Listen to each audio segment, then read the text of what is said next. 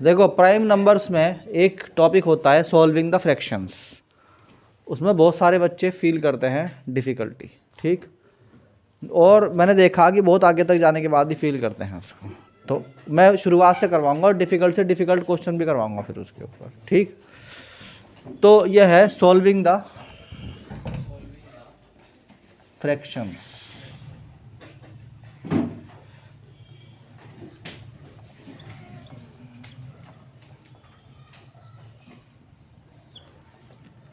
ठीक, देखो तुमने नॉर्मल नंबर जोड़े होंगे, जैसे हम कहते हैं 2 + 3 = 5, इसमें कोई प्रॉब्लम नहीं होती किसी को, ठीक।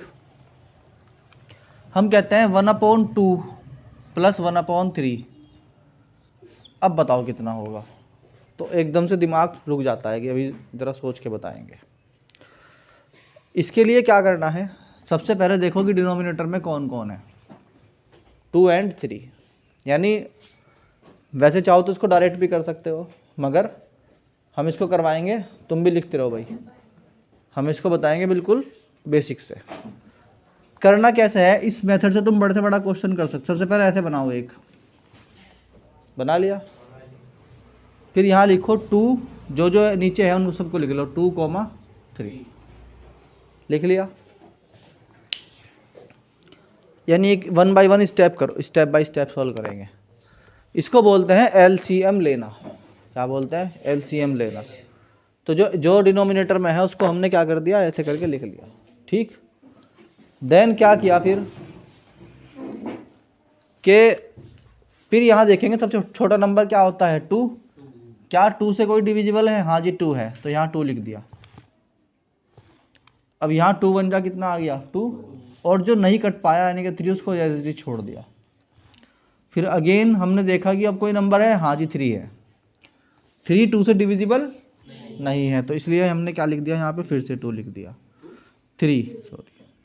जब 3 1, ये तो 1 को 1 उतार लेंगे, 3 को फिर 1 उतार लिया। ये यहाँ पर अब कोई चीज़ डिविजिबल नहीं है, कोई चीज़ डिवाइड करने के लिए नहीं है, तो हमने कहा इन दोनों का एलसीएम आया 2 × 3 दैट इज 6। हमने यहाँ लिखा 2 × 3 जानबूझ के, अभी 6 नहीं लिखेंगे इसको। यहाँ से देखा टेबल चल रहा है, 2 का 2 से बचा क्या, 3। 2 के ऊपर क्या है, 1। 2 के ऊपर क्या है, 1। तो 1 से मल्टीप्लाई करेंगे उसको जो बच गया था, यानी कि 2 बन जा 2, 2 तो चला गया 2। अगर हम चलो छोड़ो क्या, हम ऐसे लिखें 6 ही लिख दें यहाँ पे हम। तो टेबल चलाओ, 2 3 जा 6, तो 6 3 बार चला तो ऊपर 3 से मल्टीप्लाई कर दो। उसके बाद प्लस 3 2 जा 6, 3 को चलाया टेबल तो 2 टाइम गया, तो यहाँ पे क्या करा, 1 से 2 की मल्टीप्लाई कर दी, तो ये आ गया 3 1 जा 3 + 2 1 जा 2 अपॉन 6 दैट इज 5/6। एकदम सिंपल क्वेश्चन, एकदम सिंपल क्वेश्चन, कोई दिक्कत है। अगर मान लीजिए इसी तरीके से एक और क्वेश्चन करने लगे हम, दैट इज 1/3 + 1/4। सबसे पहले हम यहाँ पर एक क्या बनाएंगे, ऐसे टेबल, यहाँ दोनों नंबर्स को लिखेंगे, 3 है एंड 4 है। सबसे छोटा नंबर हमारे पास होता है 2, तो हम क्या लेंगे 2। 2 से 3 डिविजिबल है, नहीं है, इसको एज इट इज लिख दिया, 2 2 जा 4। अगेन 2 से ले सकते हैं तो 2 से ही लेंगे, 2 3 नहीं कटेगा, 3 लिख देंगे, तो 2 1 जा 2।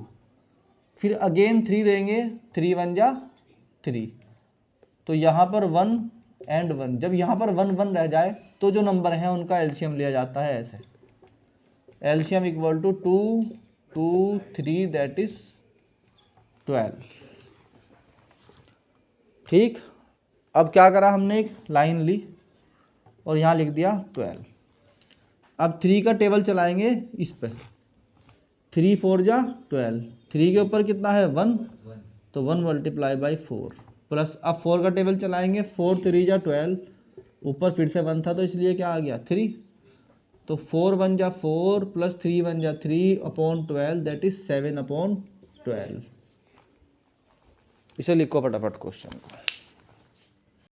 एक और क्वेश्चन लेते हैं, जब तक ये 1 वाले पक्के नहीं होते ना, 1/, वाले, तब तक इन्हें करते रहो। मान लीजिए अगर कोई नंबर हमारे पास है 1/2 प्लस 1/4, तो हमने यहाँ पे फिर ऐसे बनाया, यहाँ इन दोनों नंबर को लिखा 2,4। पहले टेबल चलाएंगे 2 का, तो 2 1 जा 2, तो यहाँ पर आ गया हमारा 1, फिर 2 2 जा 4, फिर 2 से लिया तो 1 को ऐसे उतार लिया, 2 1 2, तो यहाँ पर हमारा एलसीएम कितना आ गया, यानी हमारा एलसीएम आया 4। फिर हम यहाँ पर एक लाइन खींच के लिखते हैं 4 को, फिर हम यहाँ से देखते हैं 2 2 जा 4, तो जो 1 लिखा हुआ है उसके साथ में मल्टीप्लाई में 2 ले आओ, फिर 1 लिखा हुआ है उसको पहले लिख लो, फिर 4 1 जा 4 होता है, इसलिए यहाँ 1 ही आ गया, तो ये आ गया 1 2 प्लस 1/4 दैट इज 3/4। एक और क्वेश्चन सॉल्व हो गया हमारा, हो गया। करते रहो इसको सॉल्व। एक और क्वेश्चन ले लेते हैं, मान लो हम ले 1/4 प्लस 1/5, तो हमने इसको ले लिया, यहाँ पर लिख लिया 4, यहाँ लिख लिया 5। हम फिर वही सबसे छोटा नंबर 2 से लेंगे, 2 2 जा 4 और 5 एज इट इज़, फिर 2 से लेंगे तो 2 1 जा 2 और 5 एज इट इज़। अब ये 3 से नहीं कट सकता तो कहाँ से लेंगे, 3 से, सॉरी 5 से, तो 5 से जब लिया तो 1 तो था ही, 5 1 जा 5।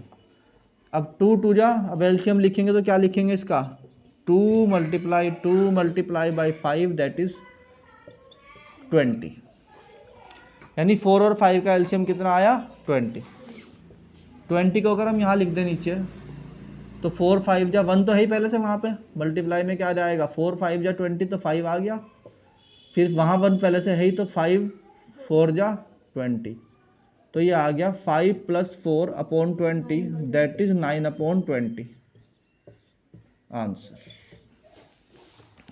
अभी तक मैंने न्यूमरेटर में 1 से अलावा कुछ नहीं लिया, ध्यान रखना।